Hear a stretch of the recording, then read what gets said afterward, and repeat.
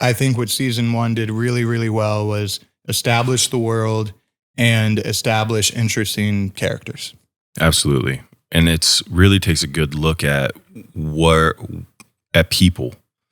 Yes, you have this extraordinary circumstance. This world is completely different than anything that we know, but also people trying to survive and figure things out. And if your husband's not there, it's and the best friend is, and there's some kind of security there in this scary world. It makes sense that that would be the case that would happen.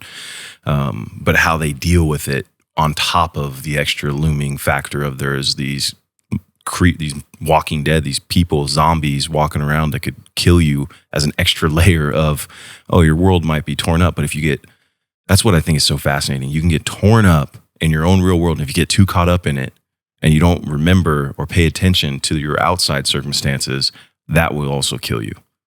So I think it was very well done. And this a major reason as to why it's had so much success. And it's a very well done show. That's the other thing too. Like you said, these characters are human, right?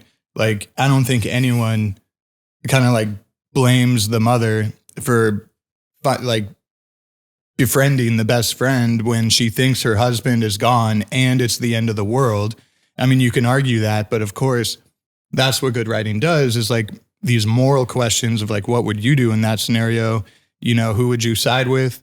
But also what happens when he comes back? And I think they kind of handle that and set that up really good. And then another thing that this show did, so every zombie show or film or whatever, it's always like the race for the cure, right? And in The Walking Dead, outside of the end of season 1 where they go to the CDC in Atlanta, it really didn't focus much on the hunt for the cure. And obviously we're getting into spoilers here, but this show's been out for 12 years, so hopefully you've either watched it or you haven't by now. But we also won't ruin anything from season 11. If you haven't started season 11 yet, don't worry. We're just gonna really cover 1 through 10. However, they basically just said, there's no cure. We tried. We went to the CDC.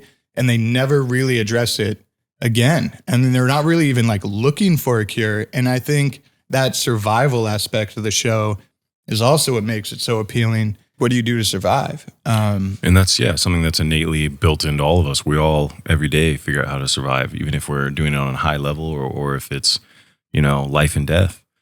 We have to drink water, eat food. We have to have shelter. There's got to be community. There's got to be, so many different factors that come into our day-to-day, but this is a very heightened version of it, right? And supplies might run thin and people might turn on you. The world is not as they saw it. It's completely flipped and anything kind of goes in a way. So they do a good job, I think, also at bringing some structure back into it. And you see that with the good guys and the bad guys, right? And who really sticks to it. They kind of both have structure in a way.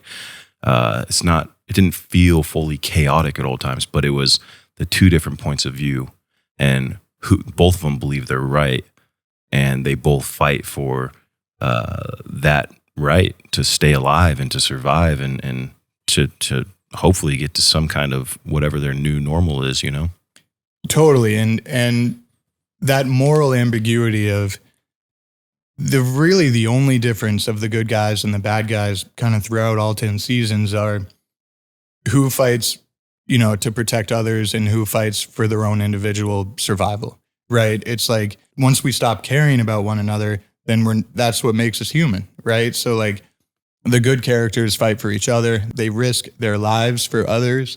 And they're not just, fighting for themselves, because that's when society crumbles, is when we're all just looking out for ourselves. And I really enjoy kind of that theme of the show as well. What's the point of society if we're not looking out for each other? Thanks for watching Studio 22. Don't forget to like, comment, subscribe, and hit the bell. Thanks for tuning in to Studio 22.